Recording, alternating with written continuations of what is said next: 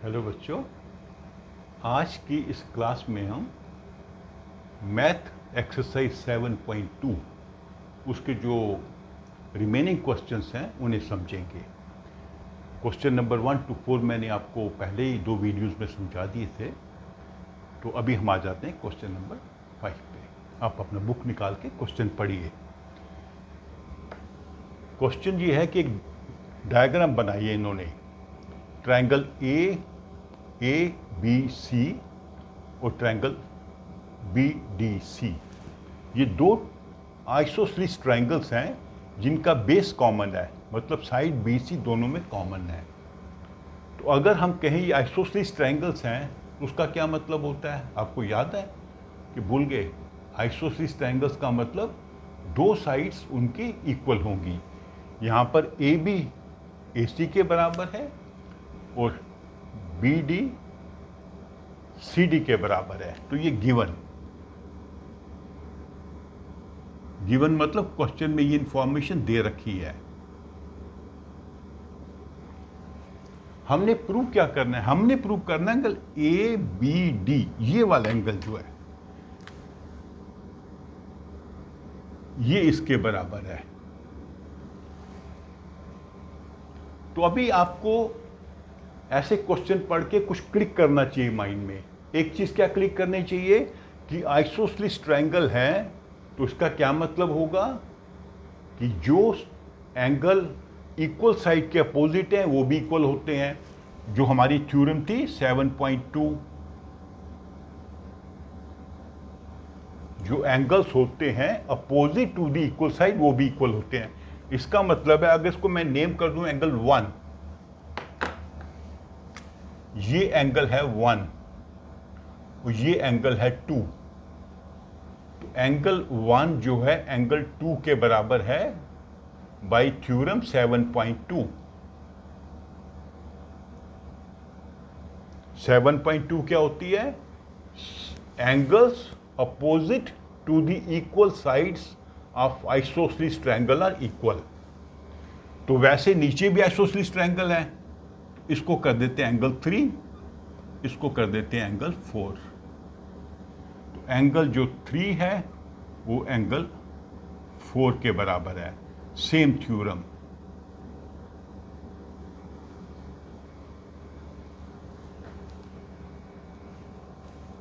ठीक है, अब क्लियर हो गया आपको कि ये एंगल 1 2 के बराबर क्यों है और 3 4 के बराबर क्यों है? बिकॉज ऑफ थ्योरम 7.2 कि एक आइसोसेलेस ट्रायंगल की अगर दो साइड्स इक्वल हैं तो उनके अपोजिट वाले एंगल, इसके सामने ये एंगल है, इसके सामने ये एंगल है, दोनों इक्वल हैं। नीचे भी ये इसके बराबर है तो उसके सामने ये एंगल है, इसके सामने ये एंगल है, ये दोनों बराबर हैं। 3 4 के बराबर है, 1 2 के बराबर है। ठीक है, अभी देखिए एंगल ए बी डी क्या है? एंगल ए बी डी है angle A B D, angle 1 plus angle 3। इन दोनों को जोड़ने से ये एंगल बनता है। और एंगल ए सी डी क्या है? Angle 2 plus angle 4। इसको जोड़ेंगे तो ये एंगल बनेगा।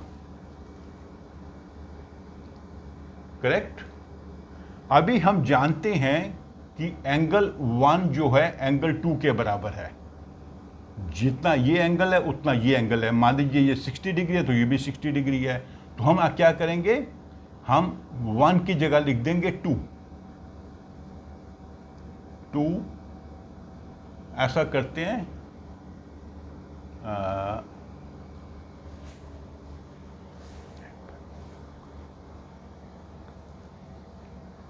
2 कर देते हैं इसको, 2 प्लस 3। इसको दूसरे तरीके से भी कर सकते हैं। ठीक है, और यहां पे क्या करेंगे? Angle 2 plus angle 3। क्यों? एंगल 4 जो 3 के बराबर है, एंगल 4 3 के बराबर है, तो इसकी 4 की जगह हमने लिख दिया 3 और यहां पे 1 की जगह लिखा 2।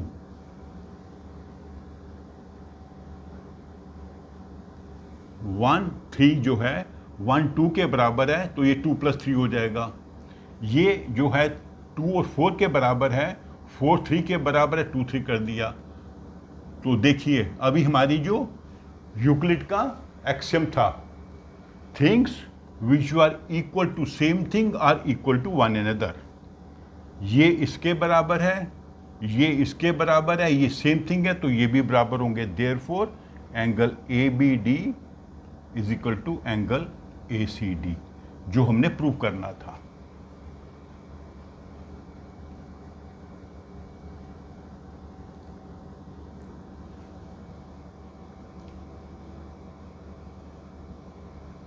समझ आया आपको? हमने क्या किया, थोड़ा फिर से समझा देता हूँ आपको मैं, ये ऐसे आप कंफ्यूज ना हो जाएं।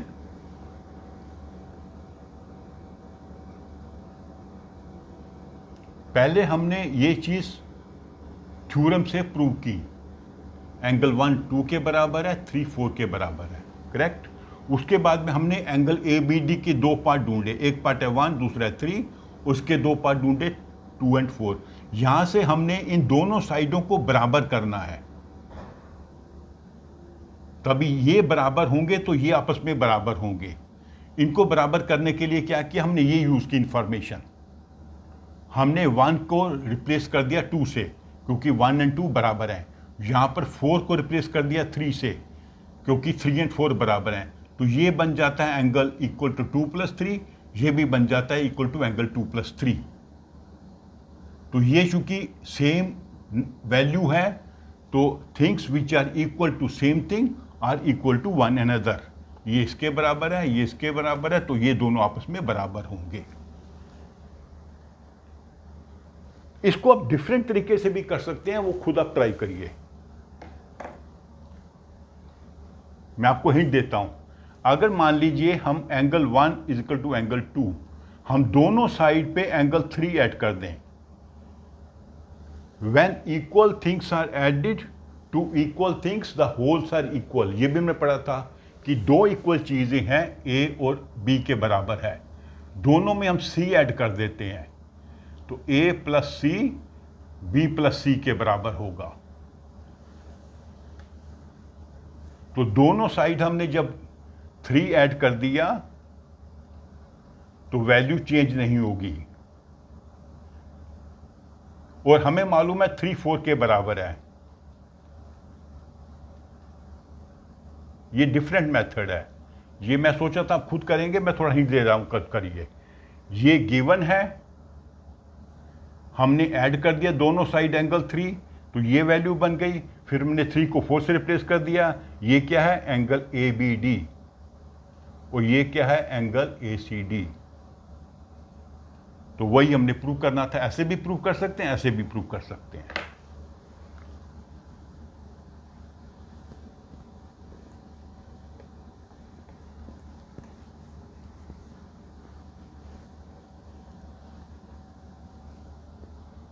तो हम आ जाते हैं क्वेश्चन नंबर 6 पर।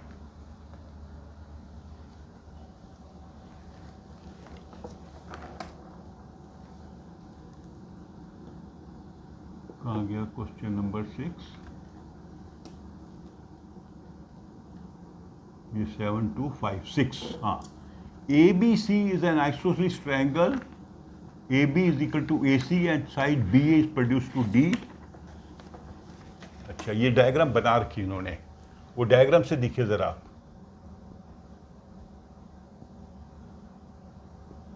ए बी सी, इसमें आइसोसेलेस ट्रायंगल है तो A B is equal to A C given, ये इसके बराबर है, ठीक है। फिर क्या किया है कि ए बी को बढ़ा दिया यहां तक, डी पॉइंट तक, A B is equal to A D, A B equal to A D, A D equal to A B. तो ये ट्रायंगल बन गई, ये इसके बराबर है, ये इसके बराबर है, ये इसके बराबर है, ये भी गिवन है। तो हमने प्रूव क्या करना है angle BCD, BCD, BCD is equal to 90 degrees. Right angle लिखा है उन्होंने क्वेश्चन में, राइट एंगल का मतलब होता है 90 डिग्री। तो हमने प्रूव करना है कि ये वाला एंगल जो है 90 डिग्री का है। तो अभी देखिए, थोड़ा सा आपको हिंट लेना है, हमें आंसर डिग्रीज में देना है। मतलब हमने ये नहीं प्रूव करना कि ये साइड उसके बराबर है या ये एंगल उसके बराबर है। हमने ट्रायंगल्स को कॉन्ग्रुएंट प्रूव नहीं करना, हमने इसकी वैल्यू ढूंढनी है डिग्रीज में। तो आपको हिंट कहां से मिलेगा? हिंट मिलेगा कि एक ट्रायंगल के तीनों एंगल का जोड़ 180 होता है। यहां से आपको हिंट मिलेगा कि तीनों एंगल का जोड़ 180 डिग्री है, तो उसको हम यूज कर सकते हैं इस एंगल की वैल्यू पता करने के लिए। क्या है? Sum of all angles, sum of all angles of a triangle is equal to 180 degree. इस चीज को हम यूज करेंगे। अच्छा, इन्होंने ये क्यों बताया ये साइड इसके बराबर है, इसके बराबर है? क्यों बताया आपको? इसलिए बताया कि आप यूज कर सकें कौन सा? थ्योरम 7.2। अभी ये साइड इसके बराबर है, तो ये एंगल, इसको मैं थोड़ा ब्लैक में कर देता हूं, ये एंगल इसके बराबर होगा। इसको नंबर कर देते हैं, इसको कर देते हैं 1, इसको कर देते हैं 2, इसको कर देते हैं 3, इसको कर देते हैं 4। तो angle 1 is equal to angle 2। क्यों? सेम जो पिछले क्वेश्चन में किया था, थ्योरम मैं शॉर्ट में लिख रहा हूं 7.2। वो क्या होती है? Angles opposite to equal sides of isosceles triangle are equal. और ये इसके बराबर है, तो angle 3 is equal to angle 4।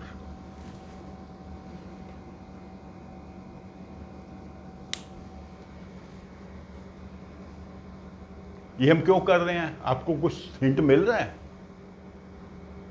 हमने इस एंगल की वैल्यू ढूंढनी है। किस एंगल की वैल्यू ढूंढनी है? हमने 2 + 3, एंगल 2 + 3 ये किसके बराबर है? एंगल BCD के बराबर। हमें इसकी वैल्यू ढूंढनी है, मतलब हमें 2 + 3 की वैल्यू ढूंढनी है।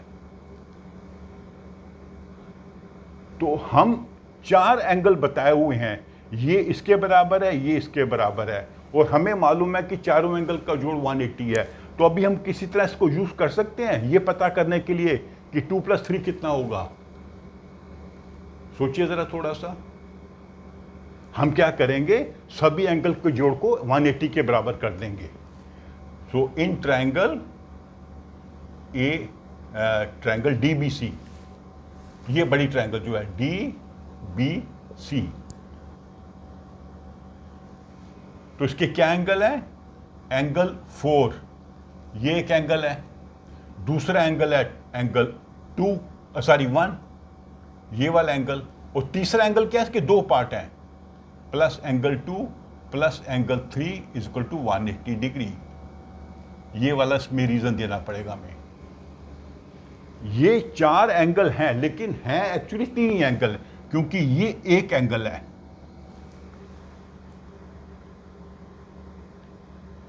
ये एक एंगल के 2 पार्ट हैं, एंगल BCD के 2 पार्ट हैं। तो अभी हमें मालूम है कि एंगल 1 जो है वो 2 के बराबर है, तो एंगल 1 को जगह हम लिखेंगे एंगल 2, और एंगल 3 जो है 4 के बराबर है, तो 4 की जगह लिख देंगे हम एंगल 3। तो इसकी जगह हमने लिख दिया 3, इसकी जगह लिख दिया 2।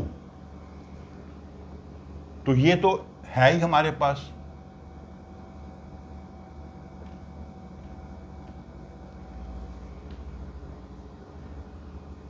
ठीक है, ये 4 एंगल थे इस ट्रायंगल के। 4 एंगल नहीं है, ये एक एंगल के 2 पार्ट हैं। बेसिकली ये एक ही एंगल है, एंगल BCD।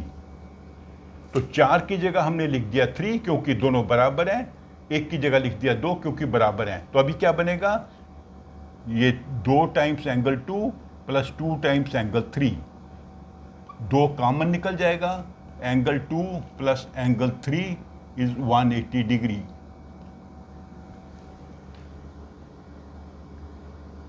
तो 2 प्लस 3 क्या है हमारा? Angle B C D. Angle B C D is equal to 180 degree. 2 से डिवाइड कर देंगे दोनों साइड पे, तो 180 डिवाइडेड बाई 2 इज 90 डिग्री। तो यही हमने प्रूव करना था। Angle B C D is 90 degree और राइट एंगल। क्वेश्चन में राइट एंगल लिखा है इन्होंने, पर मतलब वही होता है। ये हमने प्रूव करना था। ये वाला जो एंगल है जिसको मैंने ग्रीन में शो किया है, जो एंगल बी सी डी है, जिसके हमने 2 पार्ट कर दिए थे, उसकी वैल्यू निकली 90 degree. It is a right angle. तो ऐसे क्वेश्चंस में थोड़ा अपने माइंड को अप्लाई करना है कि हमें डिग्रीज की वैल्यू ढूंढनी है, इसकी वैल्यू ढूंढनी है डिग्रीज में, तो ये इसको यूज करना पड़ेगा। आइसोसेलेस ट्रायंगल हैं तो एंगल बराबर होंगे, तो उसको यूज करके हम यहां पर आएंगे।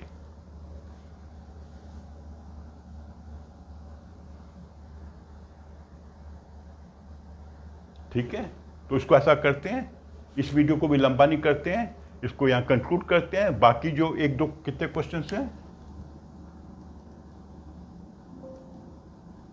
7-8 2 क्वेश्चंस हैं छोटे छोटे, वो अलग नेक्स्ट वीडियो में कर लेंगे। तो आप इसको अच्छे से समझिए, थोड़ा प्रैक्टिस भी कीजिए। ओके, तो मेरी वीडियो को लाइक करिए और शेयर भी करिए। Thank you.